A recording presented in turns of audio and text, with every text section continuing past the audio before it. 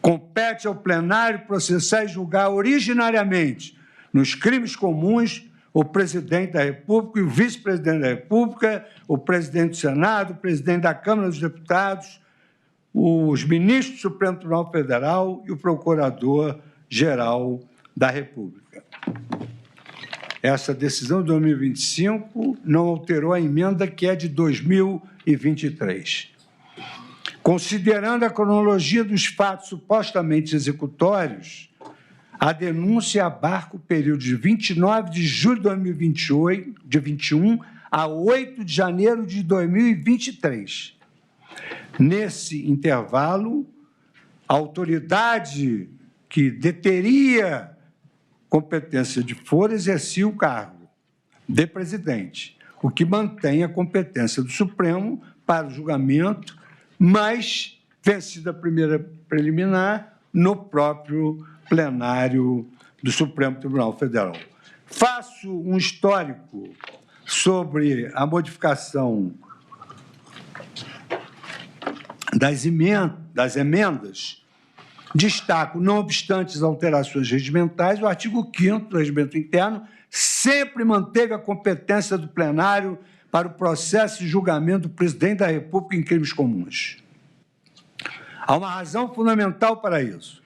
O plenário do Supremo Tribunal, instância de deliberação mais importante da mais alta corte do Poder Judiciário brasileiro, bem como missão de julgar os ocupantes de cargos mais elevados e de maior relevância do país, influem na competência do plenário do Supremo Tribunal Federal. Ao rebaixar a competência originária do plenário para uma das duas turmas, estaríamos silenciando as vozes de ministros que poderiam exteriorizar sua forma de pensar sobre os fatos a serem julgados nesta ação penal. E há um dado curioso. A Constituição Federal, em razão do número diminuto, somos 11 ministros, ela não se refere a turmas, ela se refere ao plenário. E seria realmente ideal que tudo fosse julgado pelo plenário do Supremo Tribunal Federal, com a racionalidade funcional que hoje nós temos por força dos nossos instrumentos digitais e de tecnologia e de inteligência artificial. Assim, partindo da premissa de que compete ao plenário o julgamento das ações penais contra alguém que está sendo julgado como presidente da República, e aqui, admitindo-se, isso é importantíssimo, o primeiro caso que foi julgado foi no plenário. O plenário do Supremo Tribunal Federal julgou o primeiro caso de uma pessoa, de um cidadão carente, no plenário do Supremo Tribunal Federal. Um homem sem qualquer prerrogativa de foro.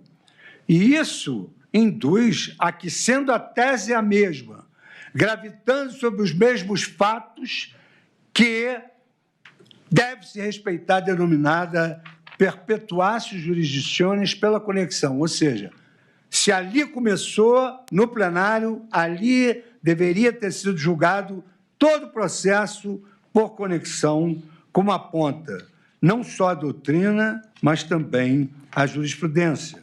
E eu trago aqui a Ação Penal 1060 do Supremo Tribunal Federal de 2024. Mesmo sem ocupar cargo que lhe garantisse a prerrogativa de foro, o réu Aécio Lúcio Costa Pereira foi julgado no plenário, com sua competência estendida por conexão a outros réus. Saltando mais uma vez, senhor presidente, todas as digressões doutrinárias, otimizando o nosso julgamento, em síntese, os réus não têm prerrogativa de foro ratione persone, porque não exercem função prevista na Constituição Federal. Se estão sendo processados como ainda ocupantes de cargos com prerrogativa, a competência do Supremo Tribunal, é da plenária do Supremo Tribunal Federal. O fato de processos conexos terem sido julgados no plenário impõe o deslocamento deste feito para o órgão maior da Corte. E as premissas envolvem casos de incompetência absoluta. Mesmo o caso do plenário, incompetência absoluta indispensável razão pelas duas uma.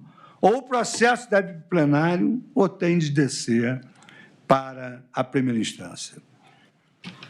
Assim sendo, senhor presidente, eu também acolho essa preliminar de incompetência absoluta da primeira turma e, na forma do artigo 567 do Código de Processo Penal, eu também declaro a nulidade de todos os atos praticados por este Supremo Tribunal Federal.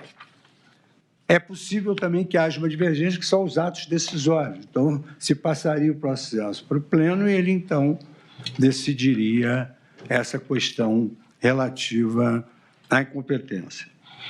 Aqui, senhor presidente, eu trago uma matéria que se refere a uma questão conhecível de ofício.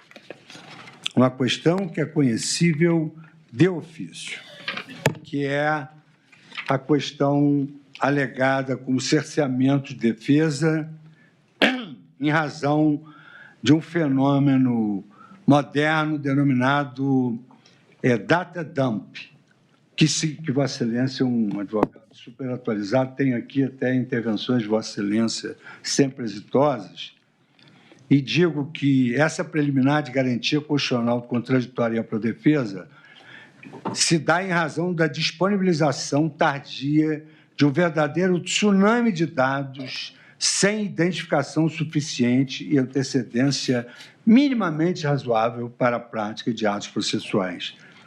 E digo, senhor presidente, porque é importante, e apenas essa parte histórica, que a garantia do contraditório e ampla defesa incorporada ao direito ocidental há longo tempo já era ressaltada na obra do filósofo estoico Sêneca, que afirmava: quem decide o que quer que seja, sem ouvir a outra parte, mesmo que decida com justiça, efetivamente não é justo. Isso é repetido ao longo dos anos na Declaração Universal dos Direitos do Homem, adotada em 48 pela Assembleia Geral da ONU.